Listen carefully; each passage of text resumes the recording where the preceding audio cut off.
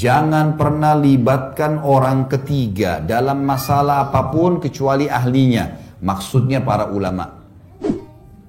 Masalah apapun dalam rumah tangga, jangan ajak teman, orang tua, ipar terlibat. Makin banyak orang terlibat, makin rumit masalah. Karena masing-masing orang punya pemikiran. Kita hadapi masalah 3 tahun dengan pasangan kita. Lalu kita ceritain kepada orang setengah jam. Kita berharap mendapatkan solusi. Masuk akal nggak? 3 tahun masalah, diceritain setengah jam dapat solusi? Nggak bakalan itu, gitu kan? Kita cuma boleh konsultasi sama para ulama saja. Yang lain nggak boleh. Telepon seorang ustadz, seorang dai, maaf ustadz, suami saya begini. Maaf ustadz, istri saya begini. Apa solusi agamanya? Jangan curhat sama teman, tidak bisa. Apalagi sama orang tua, kesian orang tua kita itu. Orang tua yang kita libatkan hanya menambah beban mereka. Kalau orang tua kita orang beriman, dia cuma bilang sabar nak, nanti saya doain. Tapi kalau orang tua tidak beriman, udah kamu cerai aja, disuruh pulang, bubar, tambah kacau tuh rumah tangga. Ada pernah sering terjadi begitu.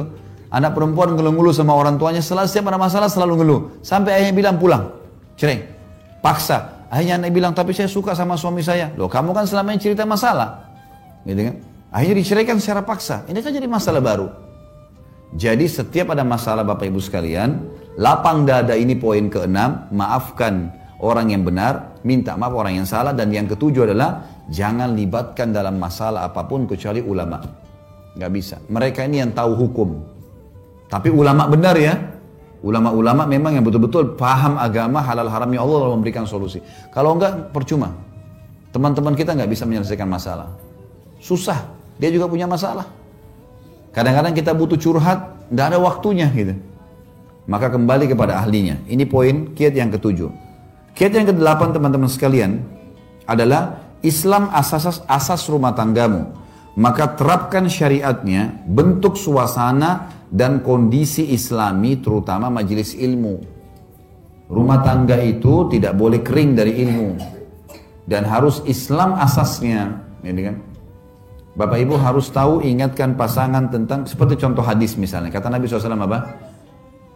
Allah merahmati seorang suami yang terkaget tengah malam, lalu dia mau bangun sholat malam. Kemudian dia bangunkan istrinya.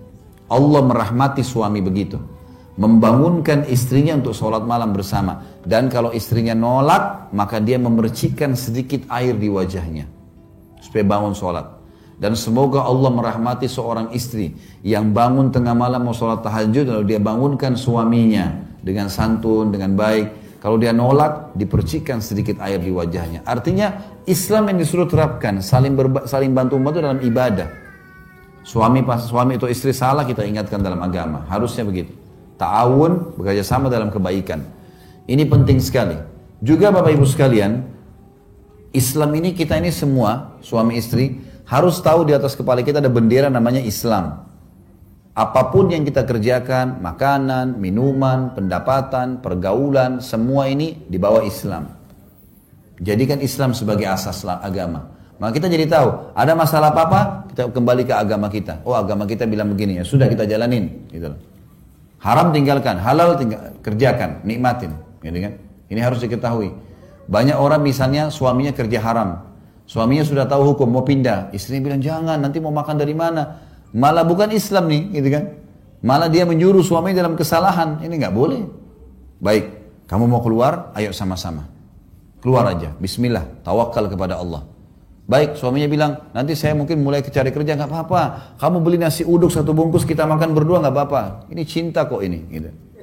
Harusnya dukung, gitu kan? Ini namanya menerapkan Islam. Anak-anak juga Bapak Ibu sekalian ya.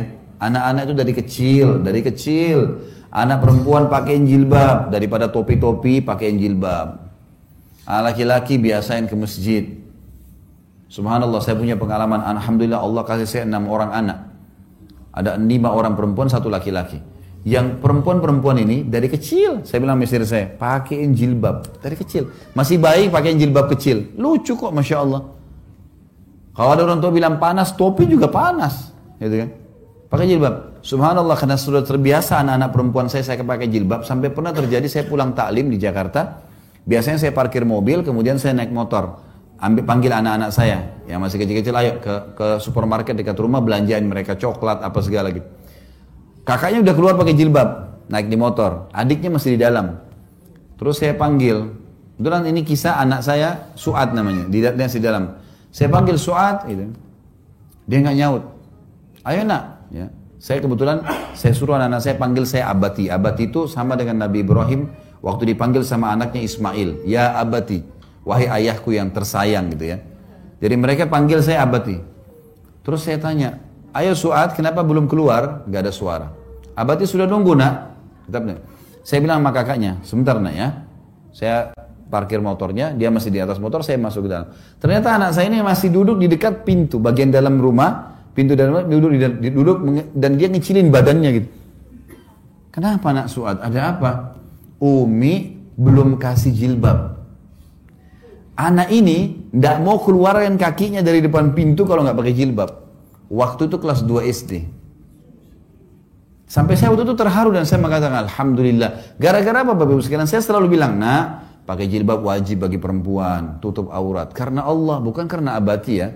Ingat. Abati pun meninggal, kalian tetap wajib menjalankan itu. Nanti kalau meninggal masuk surga. Anak-anak itu gampang sebenarnya. Karena mereka masih seperti kertas putih, kita bisa coret apa saja gitu kan. Itu tertanam di benak mereka sehingga mereka tidak berani keluar. Tidak pakai jilbab. Alhamdulillah.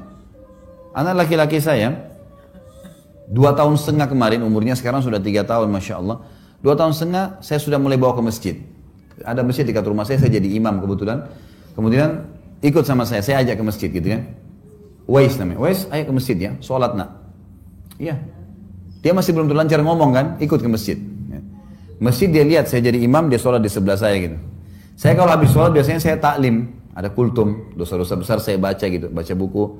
Anak saya ini Wais supaya lihat sekali aja, dia cuma sekali lihat saya. Saya jadi imam, dia lihat cara sholatnya. Kemudian dia lihat saya juga habis sholat ambil buku, ada buku di situ saya baca gitu. Yang kedua kali saya bawa ke masjid Bapak Ibu sekalian, dia masuk ke dalam masjid, habis salam, buku itu diambilin sama dia, dibawa, kasih saya. Umurnya 2 tahun setengah, dikasih, disuruh baca. Saya berdiri, saya pegang, saya baca. Diperhatikan sama dia gitu. Yang ketiga kali, yang keempat kali, yang seterusnya saya bawa dia ke masjid, dia ambilin buku, dikasih sama saya berdiri ceramah, dia ambil buku lain, dia juga ceramah. Di sebelah saya, dia ngoceh-ngoceh saja. Sampai kadang-kadang jemaahnya ada yang ketawa gitu. Tapi dia ngomong saja. Sambil dia ikuti cara saya. Pegang buku, dia juga ngomong. Lihat saya sambil ngobrol. Dia ngomong aja. Bagi saya positif saja.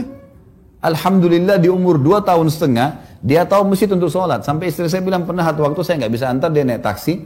Lalu pas azan, dia teriak langsung sama supir taksinya. Azan, sholat. Sama supir taksi. Kata istri saya, takutnya nanti ini saya tersinggung nih. Tapi dia bilang gitu. Dia bilang gitu. Alhamdulillah. Saya ke masjid naik motor sama dia. Terus setiap ada jemaah yang lewat di situ dekat rumah, kebetulan ada jemaah-jemaah rutin. Saya bilang, Assalamualaikum Pak, Assalamualaikum. Ini Uwais ini perhatiin rupanya, anak saya ini perhatiin. Pulang dari masjid, lewat lagi dengan jemaah, dia yang bilang, Kum. Dia yang salam. Lihat pola pendidikan yang kita terapin. Cepat sekali mereka itu. Dan selalu sudah begitu. Masuk rumah sudah salam, Assalamualaikum, sudah Assalamualaikum. Dia sekarang sekolah. Masuk SD.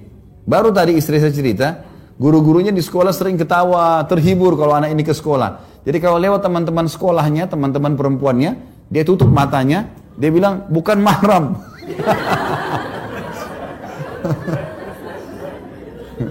Padahal istri saya bilang, gitu kan. Itu kan ada mbak yang bantu di rumah. Ini Uwais bukan mahram sama mbak ya. Gak boleh lihat kalau mbak begini, kalau mbak gak pakai jilbab, gitu-gitu sama dia. Rupanya dibawa ke sekolahnya itu. Di situ matanya sama dia. Dan banyak sekali saya lihat. Jadi ternyata itu pola pendidikan, gitu kan. Gimana caranya kita membiasakan